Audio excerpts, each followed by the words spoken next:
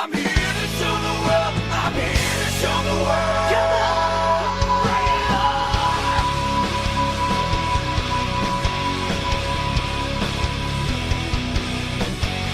What I say, better watch what I do. Better heed the warning I'm here against you. If you ever doubted me, you don't have a clue. I'm here to show the world. I'm here to show the world. Welcome back, everybody, to the Rope Break. I am your host, Jeff Wolf, alongside Eric Vanek. How are you doing, Eric? Oh, I'm just great, Prince Pretty. How are you? Prince Pretty. If only you were caught up on NXT, we could talk about NXT. I can't wait to talk about NXT. And if you are not caught up by next week, I have to do the prediction show by myself, so get caught up. Oh, I plan on being caught up by then, so Okay, cool. We'll be good. This show is huge. I just posted the podcast from this week, and we're already doing another one.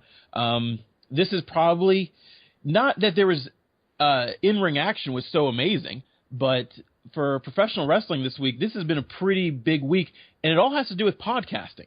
It's crazy. Yep. We have a big show. We're going to talk about a lot of stuff. We're going to talk about... Well, it's the big show. It's the big slow. We're going to talk about Stone Cold's podcast, if you saw on the WWE Network, that he had Vince McMahon on. And then we're going to then talk about the follow-up podcast CM Punk did with Colt Cabana on Art of Wrestling, which wasn't nearly as exciting as the first one, but it's just kind of interesting. Both of these things have little interesting tidbits in there. I think I'm actually more interested to talk about the Stone Cold one because of us getting to actually see from the horse's mouth, that being Vince McMahon, stuff that we kind of assumed as wrestling fans, and he kind of just made it clear of how much of a dumb piece of shit he really is. I'm going to say that. I really am, because he is. Hey, that guy made $1 billion company. He's worth $1 billion. He must be doing something right. Yeah, okay, yeah. He's doing... I mean, we can do a whole show on what he's doing right. Newsflash, he's the only business in here, in the whole game of wrestling. So, hey, TNA's on Destination America, okay? Do you get Destination America? I know I don't. Yes, I actually do. Do you? Good for you. You get to do all the TNA podcasting then. You win or lose, whichever way you want. God, we stopped that one on Spike TV. Yeah, I know. We stopped doing that a while ago because it was getting so horrible. And I actually watched the show. I watched like for 2 or 3 solid weeks. I would watch the show while I reported work, and the show sucked. Still, it didn't suck in the same way with Dixie, but by God, please get Bobby Lashley off my screen. Like, there's no way he's gonna ever sell money. He's not gonna put butts into seats. Let's put it that way. All right, let's talk about your Stone Cold podcast. What do you got for me? All right, so like I told you off air, I want to do this in chronological order. So we talked about the whole CM Punk thing, first being on Art of Wrestling, and then days later, after the internet was completely broken, it wasn't Kim Kardashian's butt that broke it. It was CM Punk's mouth.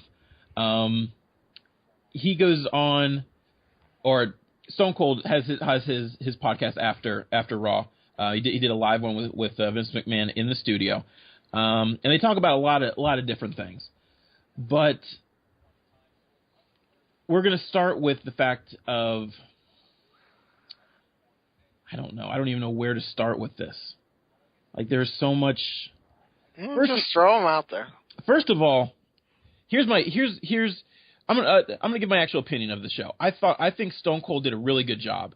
I think he's done a really good job with his podcast. I've listened to a couple of his shows. He's not as good as Colt Cabana with Art of Wrestling, but he still does a good job.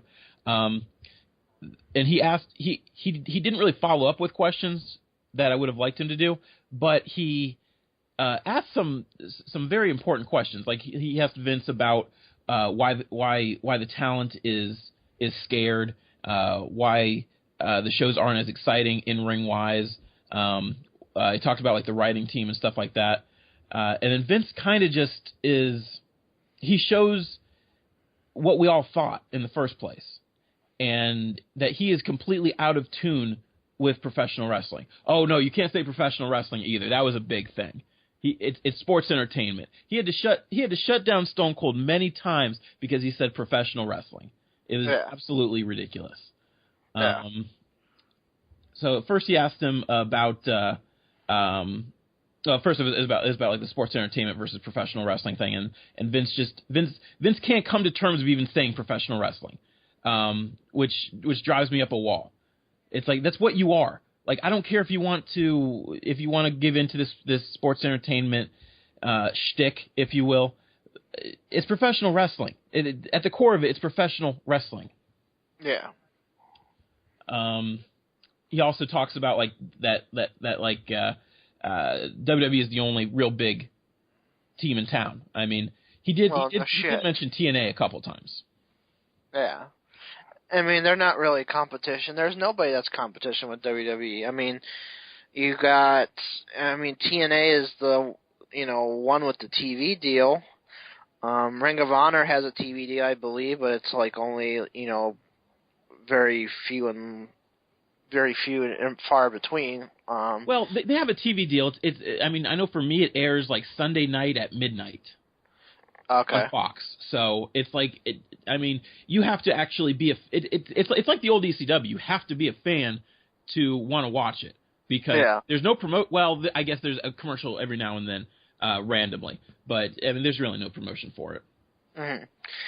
And I'll tell you another thing that's interesting is it seems like indie wrestling is still going very strong.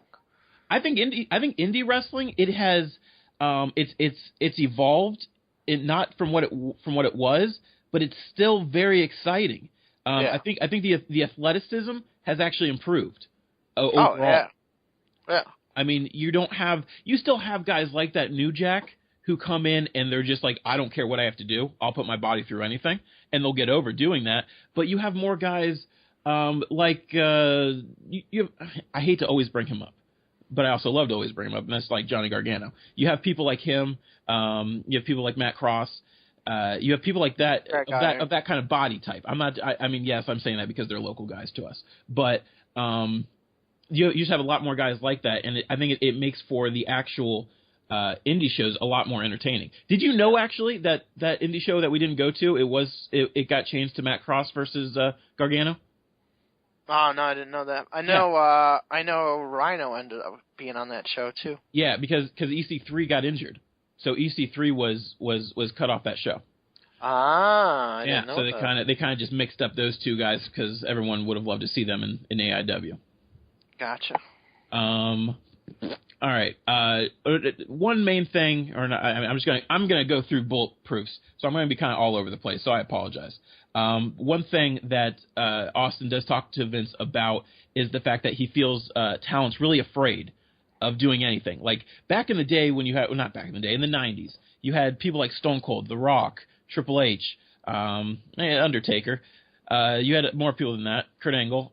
You had those guys actually fighting for a spot, like willing to go all out for a spot, willing to say stuff that may not have been what other people wanted to hear, and they took a chance. And you don't see that very often anymore. And Austin talked about that. He talked about the fact that it seems like people are scared to do anything. And Vince's reply was, or he said, he doesn't want anyone to get, or they don't want anyone to be pissed off at them. And then Vince's like, well, don't piss us off then. And he was pretty serious the way that he delivered that comment. And it's just so stupid because it's like there's no win situation with this talent.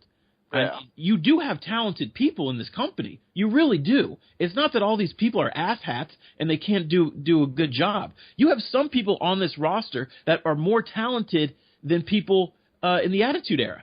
But they're afraid to do anything, because if they do anything wrong, then look what happens with Cesaro, or look what happens with Dolph Ziggler. You say something wrong that higher ups don't like, and then you're banished for like four months to. Well, see, I'm still trying to figure out what Cesaro ever did or even did, because I don't know of anything. Well, it came out of a report that Cesaro basically Dolph Zigglered, where he said that people don't always want to see like John Cena in the main event. Okay, well that's fucking true. I know, exactly. That's true, but it's like they don't want people to say that. I mean, this company is this last week of just hearing all this stuff that's come out about the WWE, about like backstage politics and everything. Like, you always heard that backstage politics were horrible in professional wrestling, but by God, Yeah. I don't know how this company Well, doesn't get sued.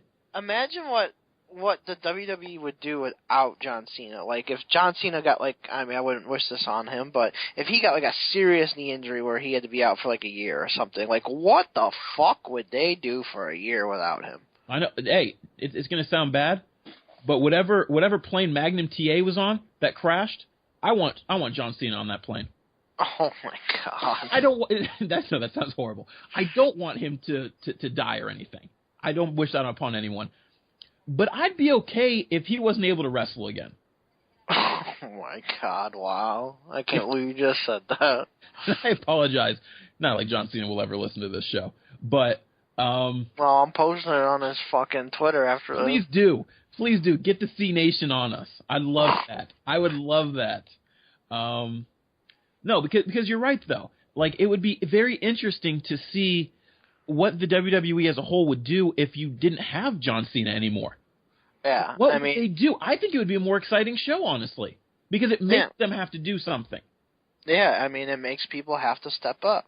Yeah, and it's people always say that, like, you can't really compete when there's no competition, and it's true. That's absolutely true. If you see the decline the WWE has gone since there's been no competition, yeah, they've had some high points and low points, but it just seems Vince doesn't really care. He doesn't really care to go above and beyond anymore. He doesn't care to have a good writing staff to come up with some really fun ideas. He doesn't care. Yeah. I mean, he's got his money. The company's corporate now. That's great. Us, as the fans, we're the ones that have to suffer, not him. Yeah. He's going to make his money. It's just it's one of the most frustrating things I can think of as a pro wrestling fan when you, as me and you both, we have so much passion for professional wrestling. So much passion for it. And when you have the only real company, WWE, out there, and we can't do anything about it. We have to just hope one day that they get it and they want to be better for the fans. Yeah. Anyway, so that's about all for that topic. Let's see. Vince talked about looking for, or Austin asked what Vince is looking for in a superstar, and I mean, Vince just gave a bullshit line, basically. He's looking for people that are charismatic and that kind of stand out and are big guys, basically. Yeah, they'd be 6'9", 300. Yeah, exactly. I mean, it would be what Vince wants isn't out there anymore. Yeah, the game has changed. It's all athletic guys now that could just go. Yeah, I mean that's really what's changed. I mean, I know a lot of people hated when TNA opened up, basically, because you had the X Division, which was by far the coolest, hottest thing in wrestling at the time, and it was all real athletic people that really could have amazing matches. I mean, it was cruiserweights on speed, basically. Yeah. Like it was cruiserweights, but they advanced a whole lot more. Yeah, and then, you know, the guys that, you know, Vince is talking about, you know, the Vaders and the Visceras of the world, like those big, just mound, huge people, they don't exist anymore. Those big guys now are athletic as hell and can wrestle, like a Luke Harper or Eric Rowan or, you know, guys like that. Yeah. Like, it's like those big guys have evolved so much. So it's interesting. Yeah, I mean, he didn't really have a real big view of what he's looking for. He's just looking for something exciting that's just different, and I don't know. I don't think he he's knows looking what for somebody to redo the Doink the Clown gimmick. Yeah. Austin then talked to him about a couple different people. One person being Cesaro, which was definitely something I wanted to know. And I'm sure a lot of other people. And he was just asking him really about why there was a decline in Cesaro, why he's kind of fallen down from being so hot. Because for a while, I mean, he was real hot. He was fighting John Cena. He was fighting Dolph Ziggler. He was having some crazy matches. Everyone was behind him. Yeah, I mean, he had some amazing matches with Cena. Yeah. I mean, that was some of my favorite Cena matches. it's when he got to face Cesaro, because they really were interesting matches, and Cesaro actually made John Cena up his game in those kinds of matches. But Vince went on to say really that he doesn't know if it has to do with him being Swiss and his charisma is not really connecting with the fans. He says he doesn't really have an answer for why it's happening. It just isn't. Oh, I do. Yeah, I think we all have an answer. It's called your creative team's a bunch of fucking retards. Oh, yeah. They. I don't even know if it has to do with creatively. It's just they're creatively not doing anything with him. Yes, that's what it is. Everything comes down to Vince. Though I don't know if you watched Raw this week. Speaking of Cesaro, they had that tag team turmoil match to determine the number one contenders, and they put Cesaro and Tyson Kidd together. And I was thinking to myself, like, that would actually be a really freaking cool team. So I kind of hope Tyson and Cesaro stay that way. Hopefully elevate themselves, kind of like Cesaro and Swagger did when they were a team, because when they started they weren't really nothing, and then they became, one of the best teams that we've seen in a long time. So I'm kind of hoping Tyson and Cesaro can do it and both kind of elevate themselves back up, and hopefully Tyson can finally get his shot that he deserves. Yeah, I mean, Tyson on NXT lately has this newfound attitude, which is awesome to see, because in the past he kind of just was just like Justin Gabriel, where he just is just there, and he doesn't really have. They didn't really have a character. No, they have, like, at least Gabriel right now, he has no character. In NXT he still has no character, but Tyson does have character, and hopefully that will get him back up into the. He's on Raw again, so I mean that's a step. Yeah, that's the first step at least.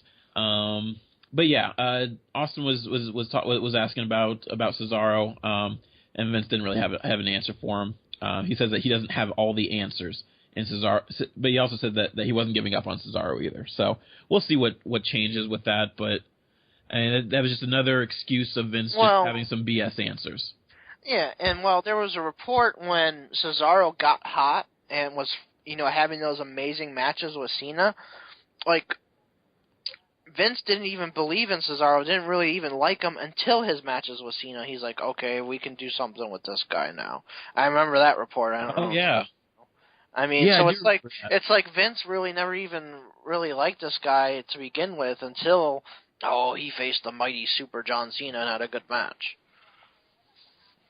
Yeah, I mean, and that kind of goes into what this kind of showed me about Vince, which we already kind of knew. But unless Vince isn't all for you, it's nearly impossible to get into his view. I mean, I was going back and after like watching the Stone Cold thing and listening to the other CM Punk follow up. I actually last night watched the CM Punk documentary on the WWE Network, and it's kind of funny to watch it now after all this stuff has happened, and it's no wonder why Punk left this company.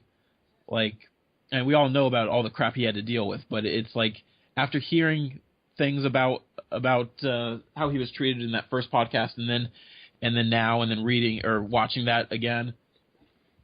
He was treated so horribly that there's no way anyone could actually stand for what he had to deal with. Yeah. So he mentioned Shane McMahon, which I thought was kind of cool, because I do miss Shane, and I personally think Shane is the only McMahon that can come back into this company and actually have a clarity of mind to make this company better. I truly believe that. I think I agree with you on that.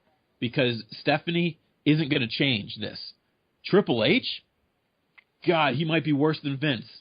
He's like, yeah, it's like he's really taken this, like, Vince giving him, guiding him along in this. It's like, he's really turned into Vince, like Vince 2.0. Yeah, like what happened?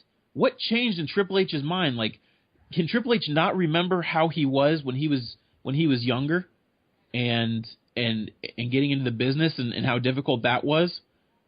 Like, does he not? it just feels like he's lost everything of being his own person and just completely believes in everything Vince has ever told him now. Which is horrible because Vince is incredibly out of tune within professional wrestling. Sports entertainment, I'm sorry. Let's see, what else? Austin did ask him about CM Punk. He's like, do you want to talk about him or not? And Vince was like, sure. And he apologized. He apologized for sending his termination papers on his wedding day. If any of you out there believe this apology, stop listening, please. I don't even want. I don't even want you as a listener. I don't even want. We don't get many viewers or listeners. And we're trying to change that. But I don't give a shit. If you are a person that actually believes that it was coincidence, I don't want to know you at all. Like, there's no possible way that's a coincidence. That was done on purpose. That was done to make a statement. Vince is a douche. Triple H is a douche. End of story. Okay, I think you said it all there. Yeah. Vince went on to say he didn't want to air dirty laundry, and he hasn't actually listened to the interview. Shut up. You want to tell me you haven't listened to the interview? I know he's busy. I know he's busy, but come on. Everyone was listening to that interview the day or the next day. Vince couldn't take a phone with him into the bathroom when he took a shit to listen to the fucking podcast. Come on now. Come on. He listened to the podcast. He heard everything. He's like, oh, there's bad language. Shut up. You're going to tell me about bad language. Well, he better not listen to this fucking podcast. Yeah, especially with you. Hi, Vince. I want a job. Yeah. Vince said that he did at some point want to put his ego aside and get CM Punk back with the WWE. He said he's had issues with Austin, had issues with Hogan, and Warrior. He's had issues, and I agree. I've thought about that too. I really do believe CM Punk, one way or another, will be back within the WWE, but I would be extremely shocked to see it within the next 6 years. It's got to be in years 7 to 10 or beyond. At that point, obviously, it's not going to be in a wrestling capacity. It might be for one last match. But, yeah, you're not going to see Punk in for a while, if ever. But I will go on the record saying I do believe he will be back. Like, who would you think he would wrestle? Cena? Would Cena still be around? At that point, they might both be, like, just looking for one last match. Yeah. I mean, when you look at CM Punk's legacy in the WWE, the person that he's tied to the most as a great rivalry is John Cena. Yeah. I don't see really anyone else. I mean, he had a good feud with Rey Mysterio. He had a good match with Taker. Jeff Hardy. He had a great feud with Jeff Hardy. I would have loved for Jeff Hardy to come back a year later. He had a good feud with Rey Mysterio with the hair versus mask match. Yeah. He could do Daniel Bryan. Yeah, I mean, him and Daniel Bryan always knocked it the fuck out of the park. Yeah, and they still could, like 6-10 years down the road. Well, like, who knows? Who knows if Daniel Bryan will ever wrestle again? That was my ultimate main event. Like, if I could pick two people right now to have a main event WrestleMania last match and know that they are going to just absolutely give you the best match you've maybe ever seen in your life, it would be those two. Yeah. Yeah, so I mean, we could see that, or we could just see him just coming in, having a retirement speech, and going to the Hall of Fame. Who knows? But I do think that he would be back. One interesting thing that Austin did mention with Vince was back when Austin had the kind of falling out with Vince over the Brock Lesnar thing. Austin mentioned the fact that he had Jim Ross there in the middle, someone that was kind of a middleman to get points across from both sides. And CM Punk doesn't have that. I mean, he would have AJ Lee, but... He's got Heyman. You could always use Heyman. Yeah, I guess you're right. I mean, Heyman's would be the same thing as Jim Ross. Yeah. Yeah, maybe you're right. I mean, Heyman does have... Heyman's his own man as well, so it'd be interesting if what Heyman would say with Vince to Punk. But yeah, you're probably right. At least there would be Heyman, because Vince did mention the fact that Punk's biggest thing is the fact that he's not a very good communicator, which is like, really? I mean, he's not that good of a communicator. He was kind of communicating for quite a while, and no one was even getting back to him. So, right back at you, pal. Yeah. Oh, I just got a text message. He's still waiting on his royalty check. Still waiting on those royalty checks. Keep waiting, buddy. They'll come. Did I ever show you the meme of him and Triple H and Stephanie, and Triple H is looking at his phone, and he's like, oh, shit, it's Punk again. He wants his royalty check. I did. I don't know if you showed it to me, but I did see that one. That was funny. Hold on, with that, I would love to, like, have CM Punk watch the show one night and, like, have Stephanie and Triple H, like, doing a live segment, and him actually, like, text Triple H right in the middle of the segment, and his phone lights up and he looks at it. I just would want to see Triple H's face.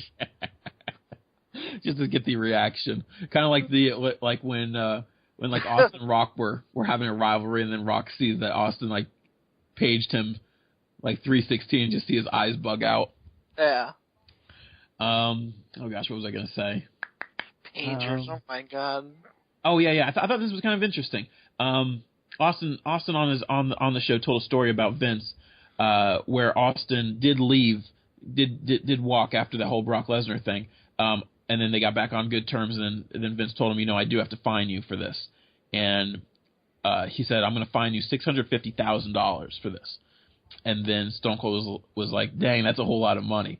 And then Vince was like, well, what would you think I should do? And then Stone Cold said $250,000. And Vince was like, okay, that's fine.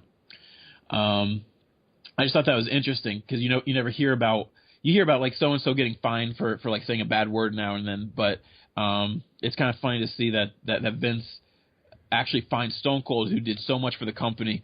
Like, he was going to even fine him $650,000 for that. Yeah. I just thought that was kind of interesting. Austin did talk about the fact that the Undertaker lost at WrestleMania. Vince kind of went back and forth on this. At one point, he made it seem like it was the Undertaker's idea, and then Stone Cold was like, "So you're telling me that it was his idea?" And then Vince kind of muttered a little bit. He's like, "Oh no, it was my decision to end it." Yeah. So we got that information, at least, that it really was Vince's last decision that he was going to end the streak. So I mean, apparently Taker had some input on who it was going to be, and he chose Brock Lesnar, which I don't agree with. I'm pretty sure you don't agree with, and I'm pretty sure 90 to 95% of the universe doesn't agree with.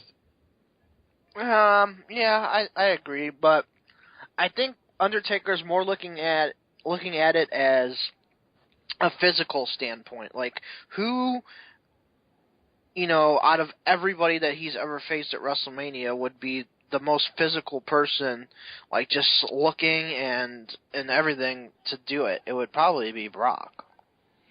See, I look at it as that, as well as age, because there have been guys equally brutal or big like that.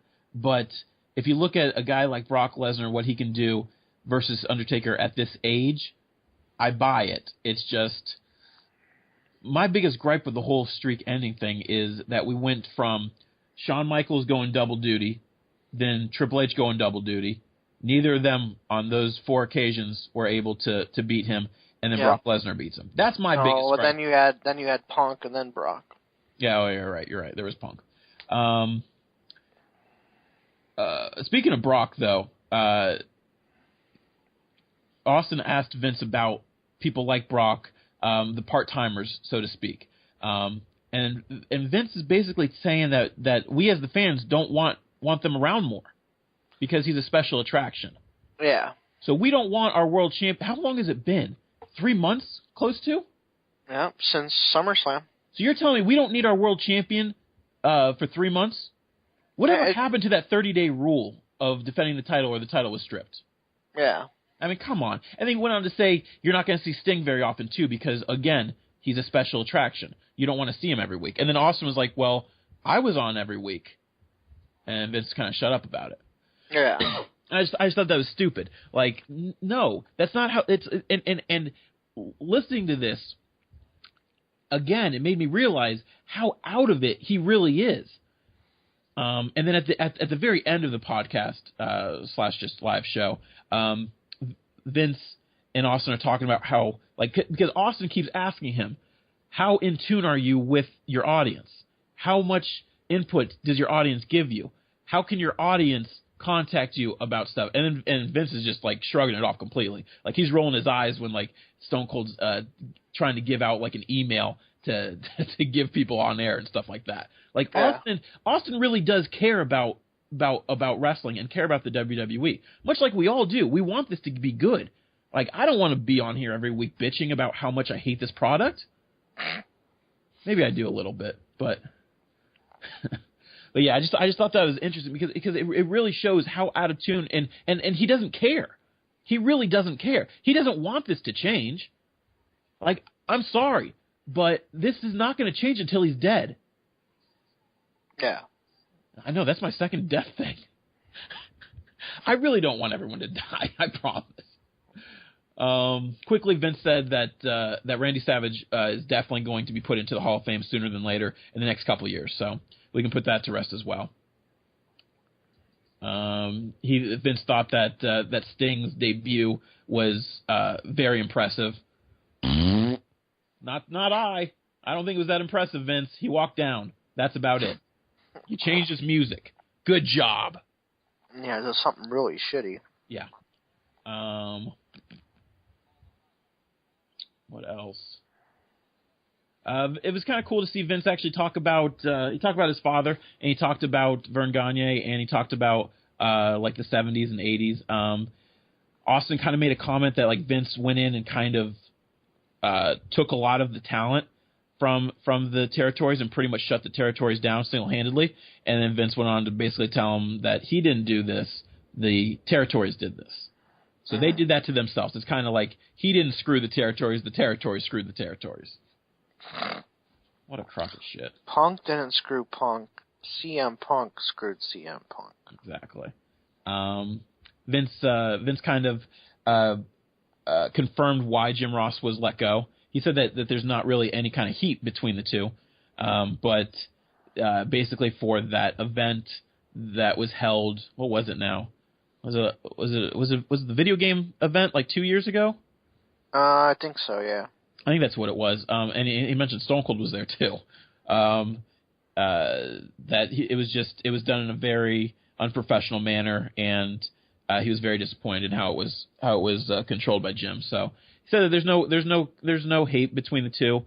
He kind of talked about how like Jim Ross kind of just wanted to be done with the WWE. He kind of wanted to go home and just enjoy life a little bit and not do as much as he was, because apparently Jim Ross was doing crazy amounts of work. He was basically the CM Punk of corporate. Mm-hmm.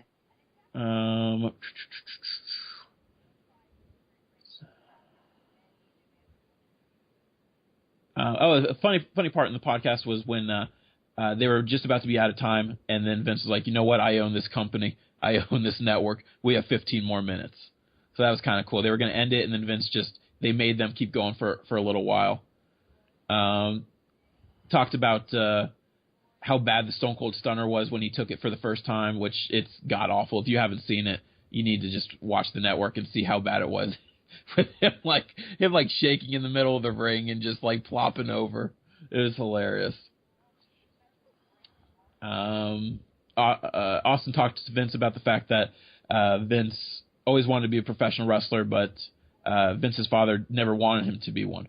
So that's how he actually got into being the announcer when they needed an announcer, because one man, I forget who exactly it was, but one guy was leaving the company and he kind of just walked away from the company, kind of like Punk did, I guess they were saying, and he put his son Vince in charge, and that's basically how Vince got to be an announcer.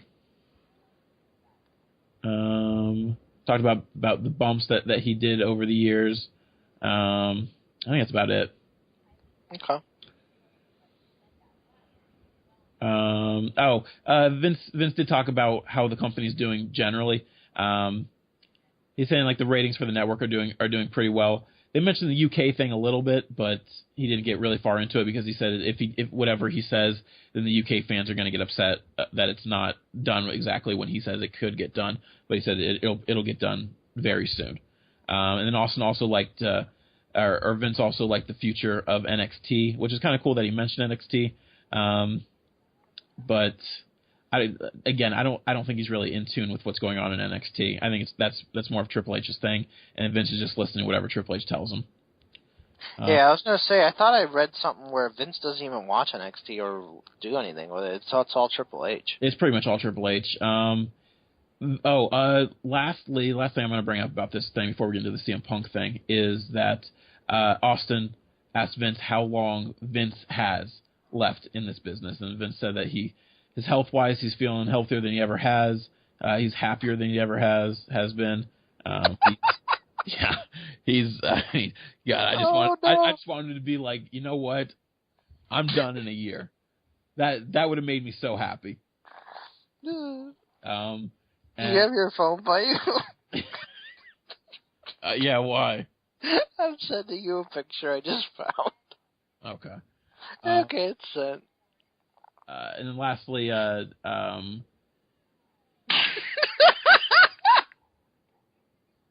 one's going to understand over this laughter. Once you read the picture, you'll laugh your ass off.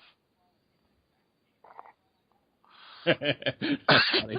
I'll post that on Twitter, for us, so everyone can understand what's going on.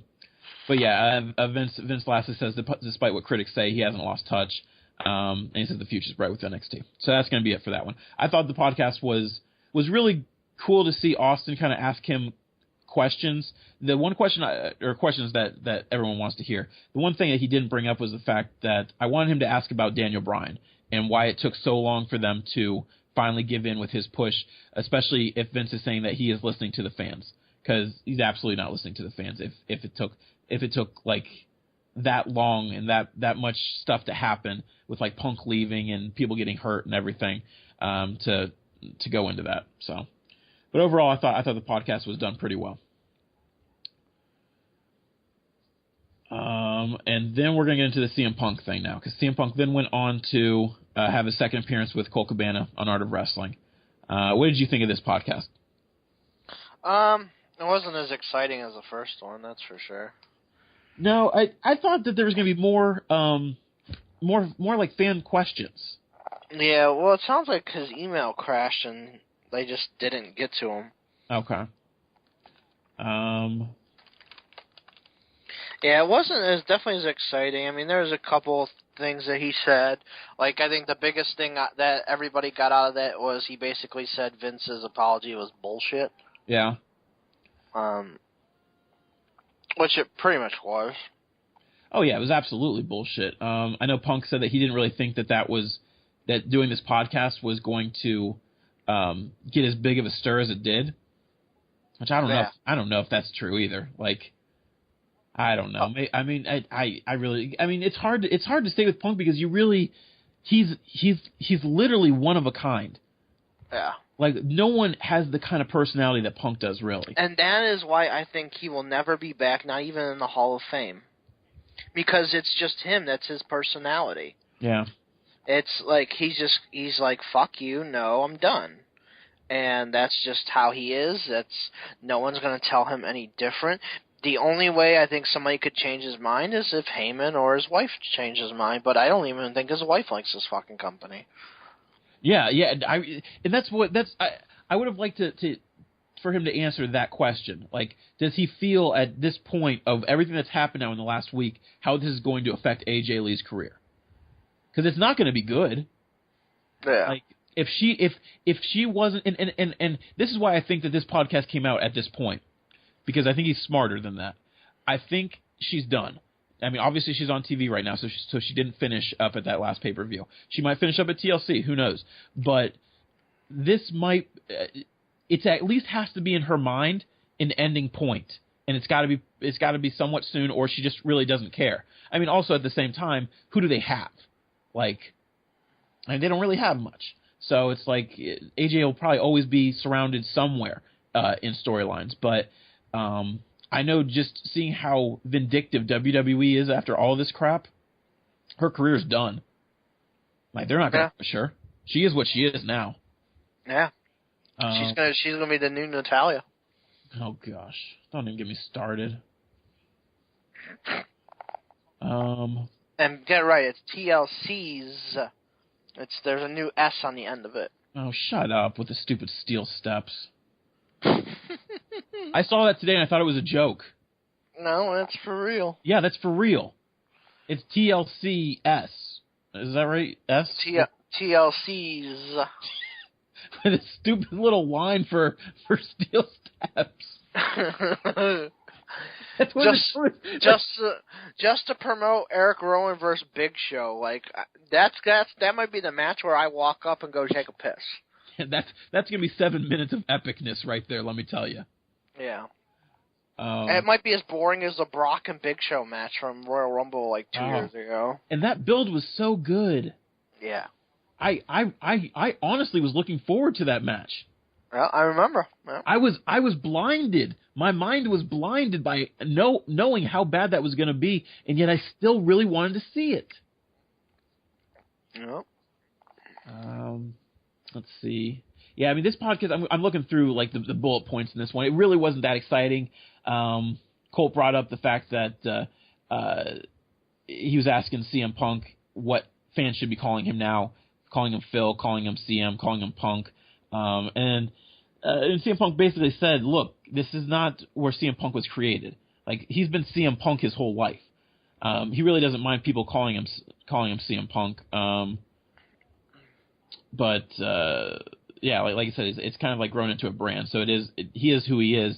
But he fears that a lot of people think that WWE created CM Punk, and now that he left, he doesn't deserve to have that name or something. Yeah, he was CM Punk way before WWE. Yeah. He hasn't watched wrestling for 3 years, which I guess I'd believe. Yeah, because he's always on the fucking road. When's he have time to watch? Yeah, exactly. They brought up the fact of fans chanting his name during AJ Lee matches or just matches that suck. Oh, that's what I asked. Is what did he think about people chanting his name and WWE basically telling fans they're not allowed to chant his name? So that was your question, perhaps. Possibly, but I think he got multiple ones. Obviously. No. Let's go with this. That's how popular you are. Yeah. We need to bring that buzz to the rope break. Well, you know what though, Jeff? You got to make Roman look really strong. Well, do you want him just to go over? But, well, Punk, you're gonna win. Okay, cool. But you gotta make Roman look really strong. Shut the fuck up! I know how to fucking do this goddamn job. That was the best part of the whole fucking I love that. It's like I can picture that. Like while he was telling that story, I can visually picture like Punk is around by like 3 or 4 yes men, and they're all telling him this, and then just like every 30 seconds a new one comes into the frame and saying, hey, you know you have to put him over, right? Yeah, like, I think he even said some of the wrestlers were even coming up and saying it. Gosh. Like, yeah, you gotta make Roman look really strong. No fucking shit, I don't want to do this goddamn job. Yeah. And then I love the part where, he's just going on and on about him versus the Shield and this whole night and just all that. Oh my god, I was laughing. Something that we kind of touched up a little bit on, well, we just did a little bit, was that Punk was saying basically also that it's way too soon to know if he's really going to ever come back. Oh, yeah, it's going to be years. Yeah, like for him to even get into the mind frame of wanting to come back, it's going to be at least 3 years. He's going to need to be successful in comic books or whatever else he decides to do first. Yeah. Because if he's not successful in that, I think it's going to bug him. But if he's successful in that and, he's happy with life, he's still married, he doesn't get divorced or anything, I think he'll be fine. Can you imagine that marriage? Like, I mean, obviously we would not get married to CM Punk. But can you just imagine just being with someone with his kind of personality every single day? Like, is there any shot that marriage lasts, like, forever? Well, I mean, Phil, if you're listening to this, I'm sorry, buddy, but just look at all the girls that he's dated that we know of from wrestling. Yeah. Tracy Brooks from TNA, Beth Phoenix, Lita, AJ, Maria. Am I missing any? You said Beth Phoenix, right? Yep. I don't know. Beth, Lita. Didn't he date Mickie James for a little bit? Yeah, I think so. Yeah. I think he did. Yeah. So there's six girls of wrestling that we just named that Punk has been in a relationship with that we know of. Yeah. And God knows how many he's hit on the side. Hey, I'm hoping it lasts forever for them. I really am. But yeah. I'm just saying personally, looking at it on a fan's outside view, that good for you, AJ Lee, if you can do it, because that can't be easy. Oh yeah. Let's see, Punk said that WWE contracts aren't worth the paper that they're printed on, which we kind of realized. He received a text from The Rock on Thanksgiving asking Punk what's going on, because now fans are pissed with The Rock on his Twitter, which is kind of funny. But I mean, like he was saying in the podcast, I don't recall him saying anything negative about The Rock. He may have just... No, he didn't. No, you know what I think it was, now thinking about it? It was probably just the fact that he said that people like The Rock and other people on WrestleMania got top money and he didn't. Yeah. That's probably the only thing I was thinking of. I thought this was really interesting when he was talking about Wizard World, because Wizard World come to be about for now all these wrestlers basically from CM Punk. It was again, he was the one that was starting to do this, and again they told him at first no. Then they put him on a Wizard World, and he was going to get paid, what was it, $20,000 for like 4 hours.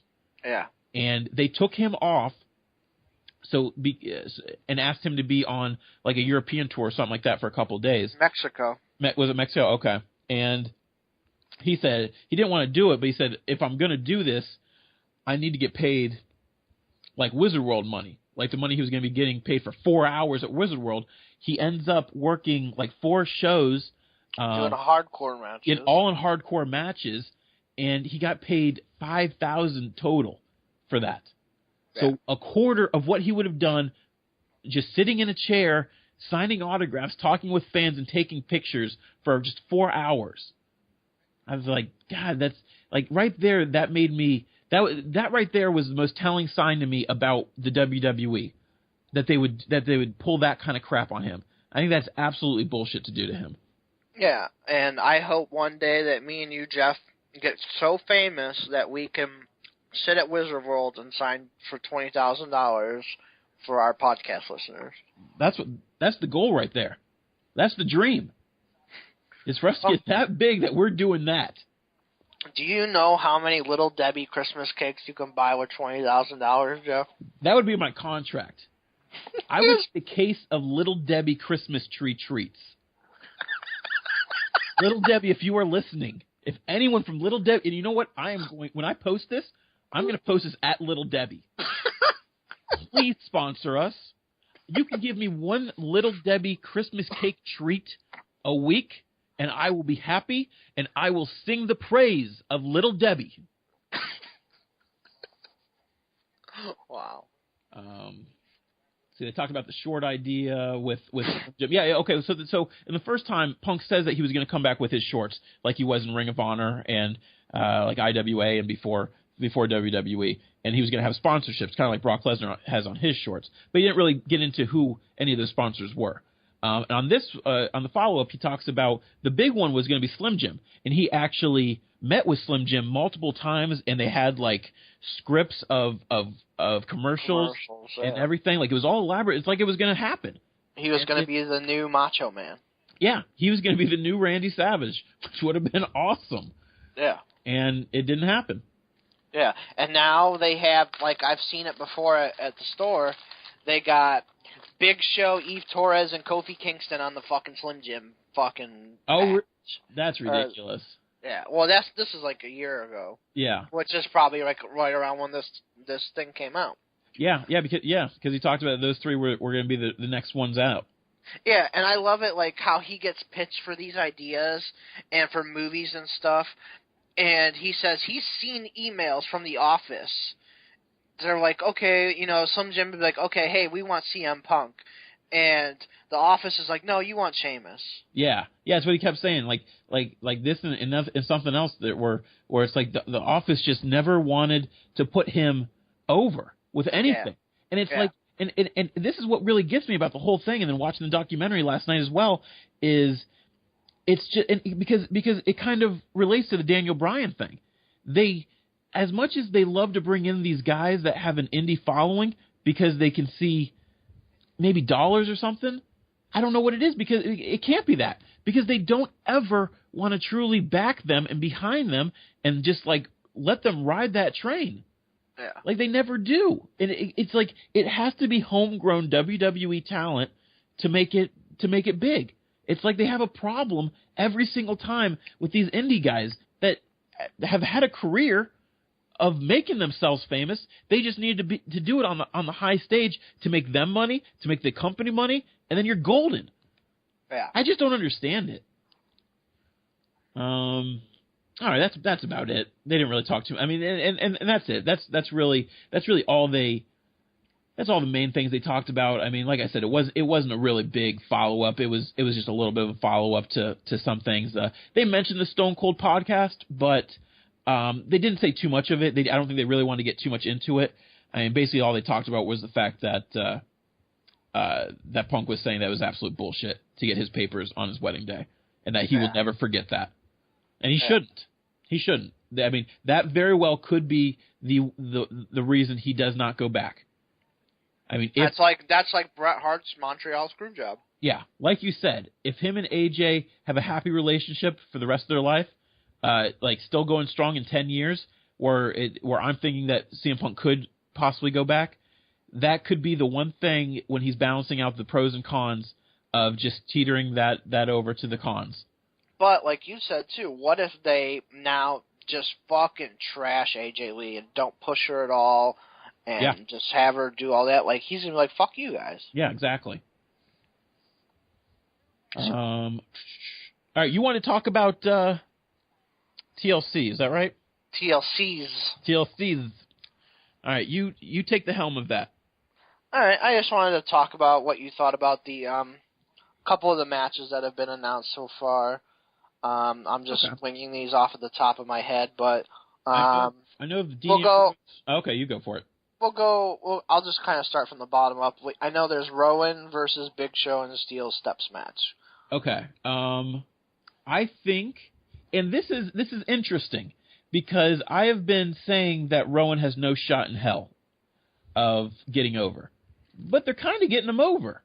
He looks really awkward when they're trying to get him over. Like, did you see it? Did you see at the end of Raw where it's like they have that camera on him, and it's like, get it off him. He doesn't know what he's doing right now. Like he's not getting excited. He's not roaring to the crowd or anything. He's just standing there. Yeah, looking into the fucking camera. Yeah, exactly. But I mean, and Big Show, that match is gonna suck. Let's be honest. It's just gonna be a beat each other with fucking steel steps. That's pretty much it. Yeah. Like, I hope Rowan can make an impression and do something big, and I hope Rowan goes over. Like if Big Show wins this match, please have Rowan go over. Yeah, I'd be pissed. Oh, that would be career suicide if you actually are going to put that match together and Rowan doesn't go over. I don't think it's been announced yet, but I would assume AJ and Nikki are going to have a rematch for the women's title. Or Divas title. Yeah. I mean, we both know who's going to win that. Yeah, I mean, yeah. It is what it is. I'm still waiting for Nikki. Like, it's really weird. Like, Nikki and Brie, like, Brie was, like, her slave in the beginning. Yeah. And, like, Nikki was making her do all this stupid shit and all that. And now it's, like, Brie is, like, turned heel and, like, is embracing it, and, like, they're, like, all BFF again. It's, like, really fucking weird. I thought that was really strange when I saw it, because it's like, when did this happen?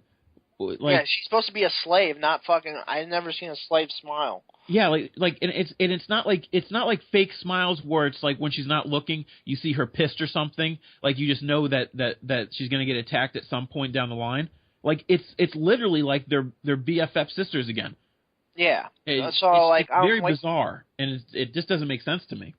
Yeah, and I guess Nikki cut a really good promo the other day on SmackDown.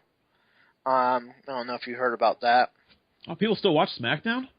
Yeah, I guess it was like a really, really good promo, like kind of like a taking a shots at AJ kind of deal. Yeah. I read the speech of it. It was pretty decent, but I didn't actually watch it. Yeah. You're gonna have a chairs match between Kane and Ryback. This is interesting because I read yesterday that Ryback's future is going. A lot of what's going to happen to him in the future is going to be of the result of this match. So I think this is like Ryback's shot to prove he can work with others, he can put on a decent match, and he's not going to injure someone. Yeah. And he's not going to injure himself. Yeah. So it'll be interesting to see this match. CM Punk mentioned it. I mean, everyone loves to work with Kane because like Kane can go. Yeah. And Kane he's like one of the easiest people to work with.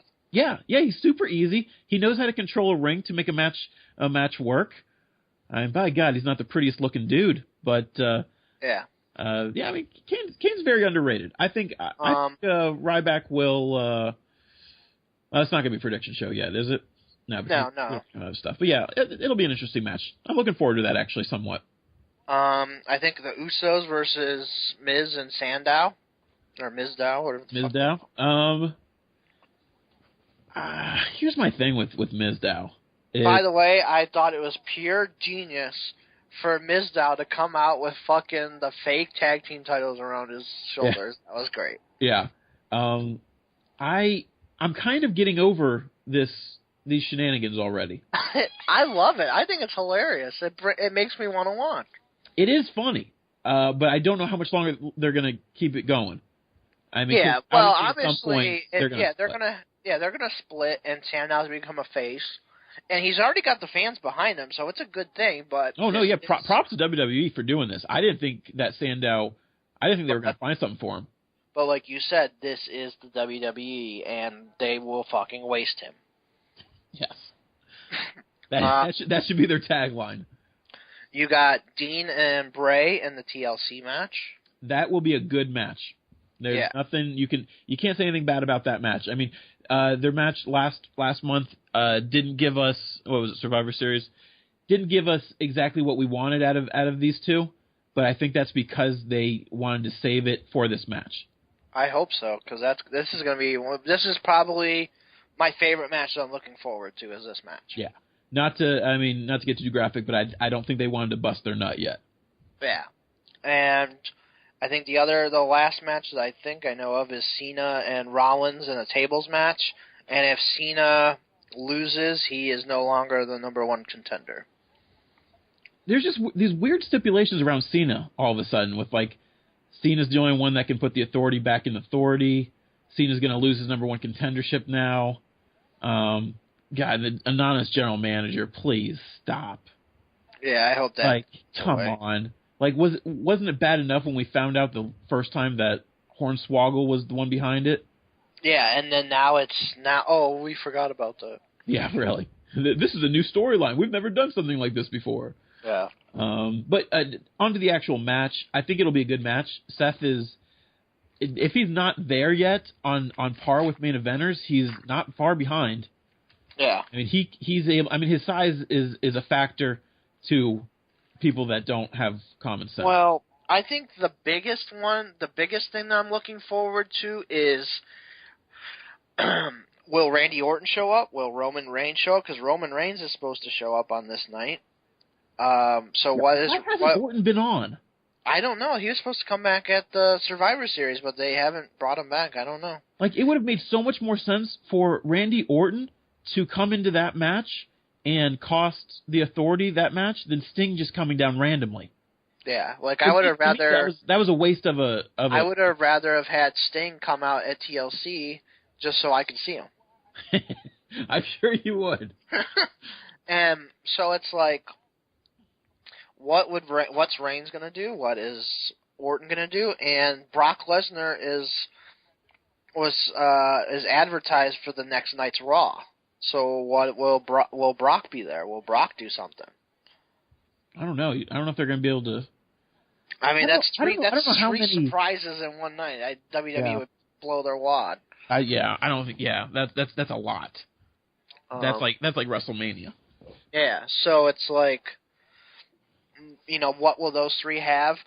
I am also very disappointed. I mean, they could still announce one, but there's no ladder match for like a title on the line. Like I wanted to see a goddamn ladder match.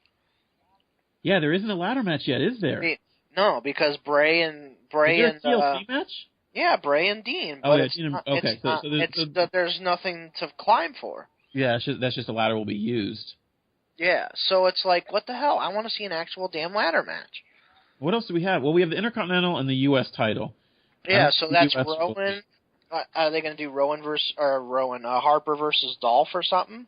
I mean, like that would be a cool ladder match. That would be cool. Yeah, I wouldn't mind that. But the U.S. I'm going to look at the. U.S. wouldn't be in it at all. The U.S. is Rusev, and I don't think he has anything yet. No, I'm going to look at WWE's website and see if there's any other matches. Yeah, I'm on right now. There's nothing. It's just those. It's just those 5 matches. Yeah. Let's see. Tables, ladders, chairs, and stairs. And stairs. So stupid. TLC, yep, Miz down, Usos. Yeah, so I mean, there's no ladder match yet, which is shitty. Yeah, I was expecting at least just a solid regular ladder match. So hopefully that they do that because I mean you have Dolph and you have Harper. Like even the Usos versus Miz and Mizdow would be an awesome ladder match. That would have made the most sense for a ladder match. Yeah. Maybe they'll just add that stipulation. I mean, what do they have, like one more week? Yeah, something like that. So yeah, because it's in 9 days. So they have Raw or SmackDown to just announce that. But yeah, that's what I would hope for. Yeah. So. All right. But well, that's all I really wanted to talk about on that. Yeah. I think that's going to end it. I mean, we talked for over an hour. This is actually better than I thought. I thought this was going to be at least an hour and a half show, but it's not. So, unfortunately, we probably won't have as exciting things to talk about the next Friday. I don't know. I'm probably going to post this Well, it's going to be a prediction show for TLC.